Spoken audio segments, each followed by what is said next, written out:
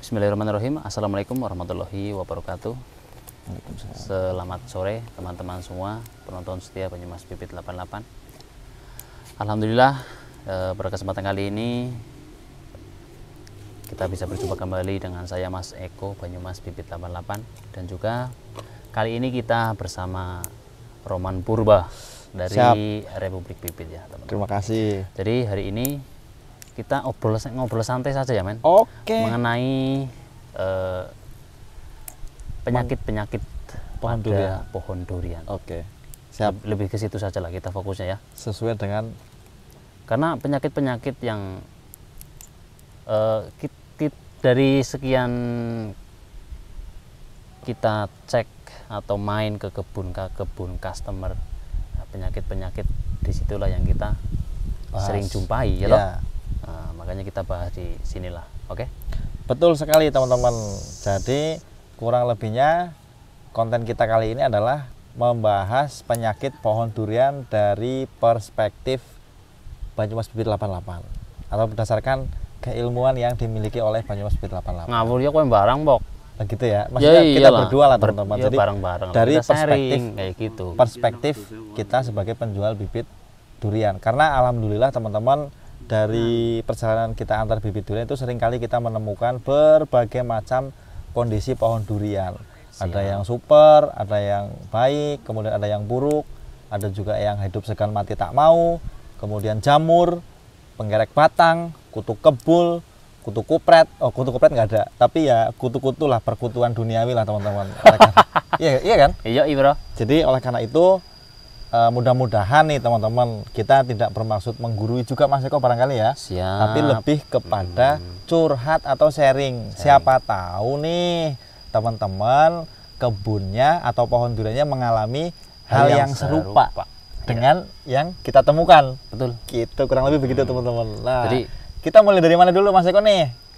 Ya. Penyakit-penyakit yang sering kita jumpai nih. Siap. Gitu kan. Kalau penyakit hati mah nggak usah dibahas. Penyakit hati. Iya, penyakit pohon durian aja. Hatiku selalu senang. Wih, ngeri kali kawan satu itu. ini. Oke, lanjut Mas Eko. Oke. Jadi tidak ada maksud dan tidak bermaksud kita menggurui ataupun sok pinter. Siap. Ataupun merasa ilmunya itu yang paling tinggi. Iya nggak bro? Iya. Iya. Jadi lebih ke berbagi pengalaman lah. Sharing atau pengalaman yang sudah kita jumpai di kebun durian, kebun customer yang kita jumpai di betul. Jawa Timur, Jawa Tengah, Jawa Barat. Kalau Pulau Jawa sih alhamdulillah Mas Eko, mungkin kalau saya sih udah hampir semua ya. Maksudnya banyak lah teman-teman, mulai dari Jawa Timur sampai dengan dari ujung Jawa Timur sampai ke ujung Jawa Barat, alhamdulillah sudah pernah. Sudah. Sumatera, Kalimantan sudah. Saya belum. Sudah, Lombok sudah, NTT sudah. Ya pokoknya itulah teman-teman. Silakan Mas Eko lanjut. Oke, men. Tapi sebelumnya sambil ngerokok nggak apa-apa ya? Aman bro. Siap. Itu koreknya juga sini kan. Oke. Ini kalau nggak ngutut nggak bisa ngentut ya. Iya. Jadi seperti itu. Kita sambil ngutut supaya bisa ngentut. Ngentutnya itu maksudnya bisa biar ngomongnya lanyah. Hah? Iya. Iya nggak? Iya. Kan jangan ngomong yang saru-saru Mas. Nggak boleh. Ya enggak lah. Jadi kita bawaannya juga biar nggak terlalu tegang ataupun serius sekali. Kita sambil bercanda-bercanda sedikit gitu ya. Ya, dan kita kan belum makan dari pagi. Betul. Sekarang sudah pukul berapa ini ya? 3. Pukul 3 sore sudah. Dari pagi. Aduh, gimana? Tadi saya udah makan siang. Makan siang yang kepagian gitu kan. Tapi teman-teman, saya mau disclaimer dulu nih sedikit ya. Oke. Jadi yang pertama tadi itu kita pengen cerita berdasarkan apa yang kita alami atau yang kita temukan. Kemudian tidak ada maksud untuk sok pinter atau menggurui ya. Yang selanjutnya yang paling simpel adalah kalau teman-teman suka silakan ditonton. Kalau nggak suka di skip aja, sesimpel itu teman-teman. Jadi nggak usah komen yang negatif-negatif lah. Kalaupun ada komen yang tidak cocok, sepanjang itu adalah komennya kritik yang membangun, nggak ada masalah Mas Eko ya kan. Nggak ada masalah. Tapi kalau yang nyinyir-nyinyir gitu, udahlah, selesaikan aja urusan keluargamu. Jadi nggak usah nimbrung-nimbrung ke komentar kita lah. Ini ngawur ini ya, ngawur ini. Nggak, maksudnya kan komen kan kadang-kadang ada yang ngawur. Iya. Iya kan? Segala orang pakai kacamata di komen. Orang kita nggak usah ikut-ikut ngawur. Ngawur ini. Lanjut. Namanya juga netizen, biarin lah. ya kan? Jangan sem- baper gitu ya. Tidak semua orang itu suka terhadap kita. Kita harus sadar itu. Pasti, Ya toh? pasti Mas. Mm-mm. Kita tidak bisa membuat senang semua orang. Betul. Gitu. Nggak Ya bisa. selagi obrolan kita atau perbincangan kita, ilmu yang kita bagikan itu masih bisa dianalisa, masih masuk logika, Masih masuk logika, ya. itu biar penonton yang menilai. Memang kalau kita yang menilai sendiri itu agak Ya, nggak kesulitan. bisa ya lah, toh? nggak bisa. Yang bisa menilai kan kita kan orang lain. Betul sekali. Siap, kita lanjut dari Lanjut. masalah-masalah penyakit yang Penyakit pohon sering kita durian. jumpai. Iya, tapi kamu nggak fair tadi Mas. Gimana? Kamu tadi nyenggol-nyenggol sedikit nggak apa-apa. Giliran saya nyenggol sedikit, kamu marah-marah. Jalan. Ini nggak fair gitu. Oke, lanjut Mas. Siap. Oke, mohon maaf ya teman-teman, lanjut. Oke. Ini ngadepnya nih kita mau bahas dari mana? Kayaknya yang paling sering kita temui di pohon durian itu biasanya sih kayak gini-gini nih teman-teman nih. Ini adalah kalau biasa bahasa keren di dunia perdurianan ini namanya kanker batang nih, kanker atau batang. penggerek batang. Penggerek kan yang Ya, dilobangin. awalnya penggerek, lalu Ah. kemudian lembab jadinya kanker busuk seperti ini. Siap. Awalnya kayak gitu menurut saya gitu. Nah, ini gimana nih cara Mas Eko menghadapi atau menemukan pohon yang seperti ini? Bagaimana cara mengatasinya? Oke, sebelum kita mengatasinya, mungkin alangkah baiknya kalau kita jelaskan dari kenapa bisa terserang seperti ini. Iya, kita ya bahas kan? dari awal dulu. Oke, Gitu. ini mohon maaf sekali ya teman-teman. Udahlah, ya, kayak lanjutin aja Mas Eko. Lanjutkan saja. Iya. Jadi biasanya terjadi kanker batang itu karena kondisi tanah ataupun jarak tanam ataupun penyemprotan perawatan gitu ya yang kurang. Dari kontur tanah yang terlalu lembab, dari penyemprotan yang kurang teratur ataupun kurang rutin, dan juga dari jarak tanam yang terlalu berdekatan itu juga berpengaruh karena adanya kelembaban karena jarak tanam yang terlalu dekat, karena matahari tidak menembus ke batang ataupun ke tanah gitu ya men, kurang Oke, kurang siap. menembus gitu ya. Iya. Jadi maka muncullah cerencem ini bahasa kita ya, cerencem ataupun kanker batang ya. Biasanya terjadi ciri-cirinya itu kulitnya itu Kulit pohon durian kulit pohon duriannya itu hitam dan berair ya. lembab Ciri- gitu ya. ciri-ciri Kayak habis dipukulin orang gitu ya. itu lebam. Memar gitu ya. Ini memar. Itu ternyata itu memang ada binatangnya. Ada binatangnya. Ada binatangnya. Binatangnya itu Modelannya sedikit- gimana? Sedikit hampir kayak belatung. Belatung. Kayak yang ya Hampir kayak belatung tapi kecil. kecil. Jadi kalau kita kuas pakai insek itu biasanya keluar. Atau enggak tapi kalau kita mau kuas, kita kupas dulu Kulitnya. bagian kulitnya yang lebam itu ya. Siap. Biasanya tanda-tandanya itu menghitam dan nanti kita sepilkan, carikan gambar di googling atau di apa gitu ya. Siap. Nanti kita tempelkan di. Jadi pertama itu yang mempengaruhi atau yang membuat pohon ini menjadi terkena penggerek batang atau kanker batang seperti ini berawal dari jarak tanam yang begitu rapat sehingga asupan sinar matahari menjadi sangat kurang, kemudian tanah menjadi lembab dan pola penyemprotan yang tidak rutin. Ya, Itulah yang kemudian menyebabkan pohon menjadi terkena penggerek batang atau kanker batang. dari beberapa faktor, jadi tidak hanya dari satu faktor Tidak hanya dari saja. satu faktor. Oleh karena itu perawatan pohon durian memang harus intens ya Mas Eko ya, terus Intens. menerus gitu ya, continuously begitu ya. Nah, oke Mas Eko. Sekarang kalau bicara penyakit pasti kan ada pengaruhnya nih. Kira-kira kalau penyakit seperti ini pengaruhnya tuh apa sih buat pohon durian gitu dong. Oke. Keren nggak pertanyaannya tuh? Keren. Wah, ngeri. Ini sangat mempengaruhi ya Ya, teman-teman. apa tuh gitu? Sangat mempengaruhi. Apalagi ini pohonnya sudah besar, Iya, sudah tinggal memetik hasilnya. betul. Kalau tidak terserang penyakit, ya toh. Iya. Nah, kameramen boleh kameranya dinaikin ke atas sedikit. Nah, dengan terjadinya serangan seperti ini, otomatis mengurangi daun itu tumbuh tunas. Oh, jadi menghambat pertumbuhan daun. Karena di sini kambiumnya itu terkelupas atau bermasalah gitu ya. Oke. Jadi nutrisi yang dihasilkan oleh perakaran Perakaran. akar serabut itu menjadi tidak lancar suplainya ke lancar, area perdaunan. Betul sekali. Duniawi. Beh, ngeri kali kawan kita ini, beh. Jadi kondisinya Iya. daunnya itu kurang rimbun atau agak merangkas. Oke. Begitu ya. Di bagian bawah juga itu ada pohon yang bawah, kameramen kasih zoom sedikit boleh lah, nggak apa-apa. Siap. Memang penyakit-penyakit ini sering kita jumpai karena ya itu tadi. Jadi kalau penyakit seperti ini dapat menghambat tumbuhnya daun di area ranting-ranting di atas gitu ya. Jadi kurang baik pertumbuhan kalau ada penyakit seperti ini. Juga Gitu. mempengaruhi pohon yang sudah besar seperti ini ya, menghambat pembuahan ataupun bisa juga buahnya itu kurang maksimal seperti itu. Kalau untuk rasa barangkali kalau ketika dia sudah terlanjur berbuah gitu ada pengaruhnya nggak sih Mas Eko? Pasti ada, men. Ada ya. Pasti ada. Misalkan berbuah 10 ya.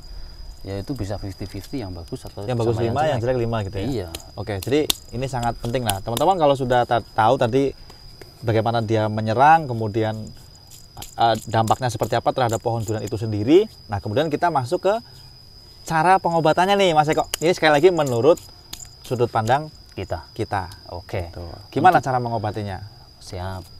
Jadi yang sudah kita praktekkan ya.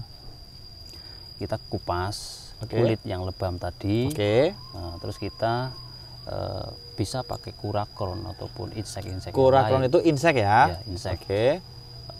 Boleh campur dengan apa namanya? Fungisida boleh. Tapi dibuat kental atau encer Mas Eko? Kental saja, tambahkan sedikit air saja. Sedikit Airnya saja. sedikit ya. Itu kalau sudah dikupas kulitnya, Udah dikerok begitu ya? kita kupas. Ngeroknya ini sampai sejauh mana sih Mas Eko? Sampai Ketemu kayunya? Sampai ketemu kayunya. Oke.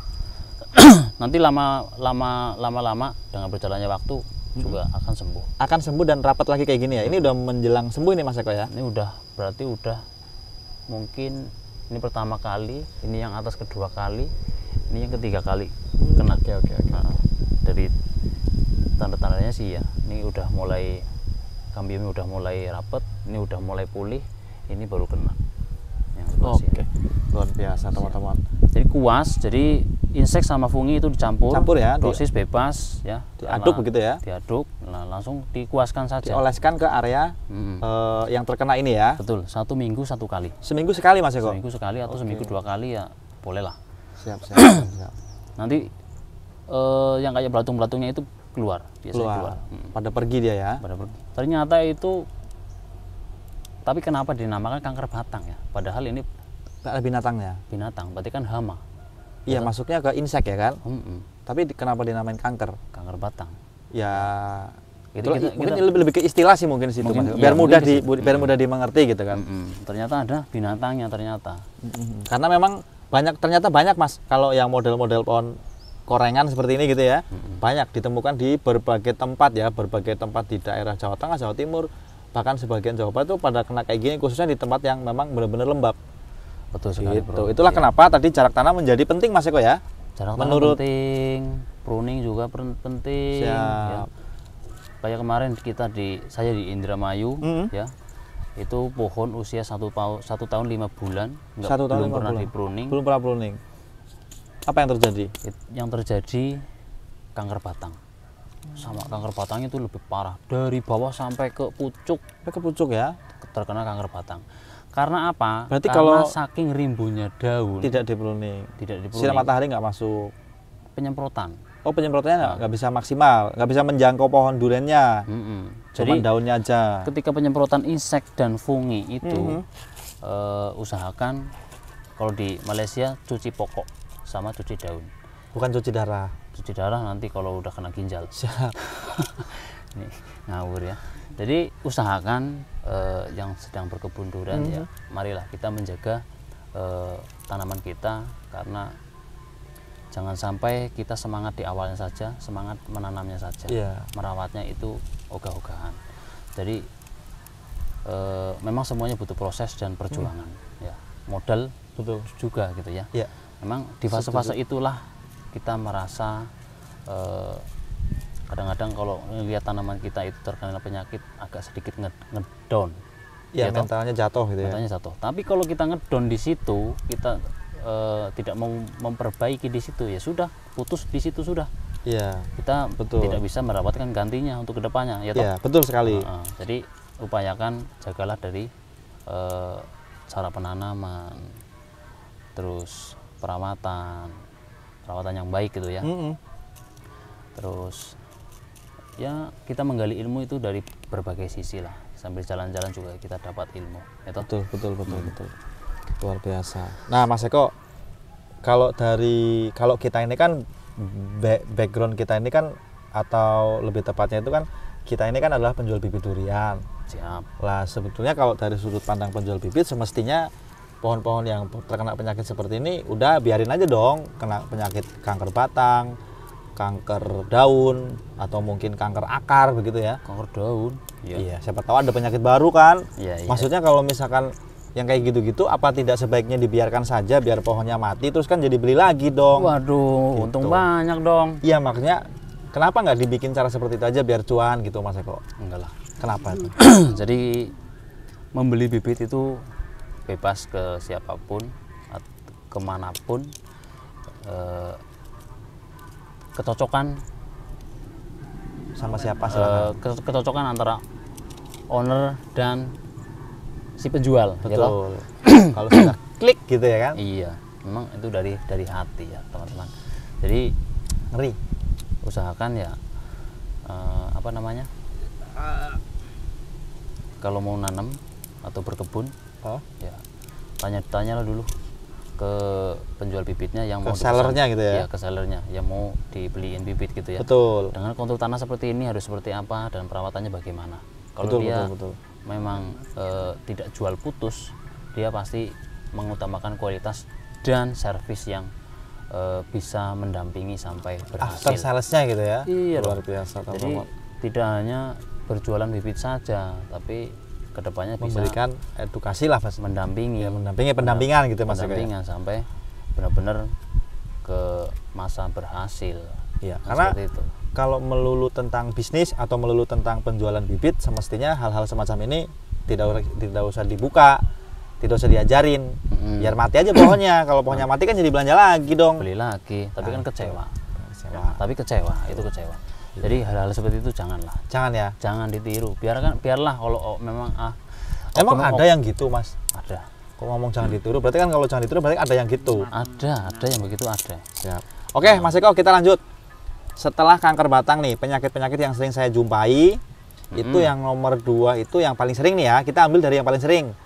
Ini pertama ini, terus kemudian yang kedua itu kutu kebul nih, Mas Eko. Ngeri itu, Mas Eko. Kutu kebul. Oke. Ya, perkutuan duniawi ini. Ya, perkutuan duniawi. Nah, ini kutu kebul ini contohnya seperti ini ya, teman-teman. Nanti ada gambarnya seperti ini. Nanti Mas kameramen biar ngedit. Ah. Biar mampus dia ngeditnya nanti nyari kutu kebul itu, ya kan? Ada kutu kebul, kutu wijen. Kutu kebul, kutu wijen. Kutu wijen itu kutu yang kayak di onde-onde gitu ya. Onde-onde. Iya, ini banyak juga nih teman-teman. Kemarin ada pertanyaan yang masuk kayak gitu tuh. Itu apa tuh obatnya, Mas?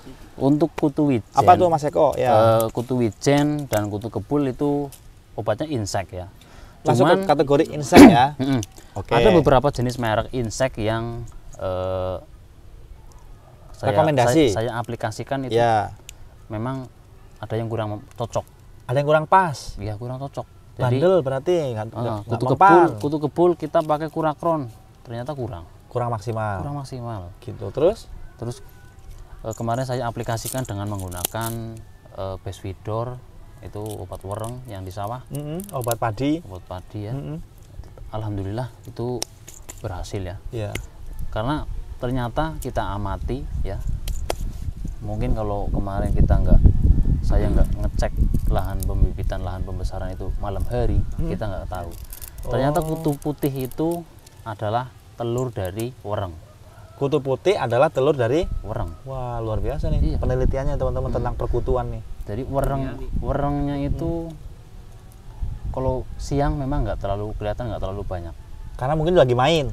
Lagi nonton bola. Kayaknya iya. Kalau malam dia pulang karena di luar kan dicariin ibunya mungkin ya. Obatnya apa tadi, Mas Eko? Kalau nggak bisa pakai kurakron, terus pakai obat apa tadi? Besvidor. Besvidor nggak mempan juga. Kalau terus pakai kombitok Kombitok. insya Allah mampus. Kalau pakai obat tidur boleh nggak? Pakai obat tidur nanti Jangan ya. Jangan. Iya. jangan aneh-aneh. Siap. Bukan. Oke, Mas Eko. Terus kutu wijen. Kutu wijen? Kutu wijen. Oh ya, masih di kategori kutu persatuan ya. Ya, kutu wijen kita pakai Fostin, pakai Kurakon, Fostin. pakai itu ternyata kurang efektif. Oke. Pakai apa lagi? Ternyata kita pakai imidasal. Imidasal yang serbuk. Yang serbuk itu. Nah, gambarnya seperti ini teman-teman ya. Nanti kameramen biar edit. Imidasal itu padahal murah itu loh Mas ya. Murah. Tapi lumayan bagus itu Mas Eko ternyata ya. Itu dosis belum kita terangkan tadi ya. Untuk Besvidor, oke. Besvidor dulu. Iya, kita pulang lagi ke Besvidor. Pulang lagi, ya. Besvidor. Besvidor itu satu kemasan itu isinya berapa gram ya? Saya lupa. Itu sekitar 25 sih kalau nggak salah Mas Eko. 25 WP. 25 atau 25 Gramnya atau itu 30 mili. 250 gram kalau nggak salah apa ya? Apa 100 gram lah ya.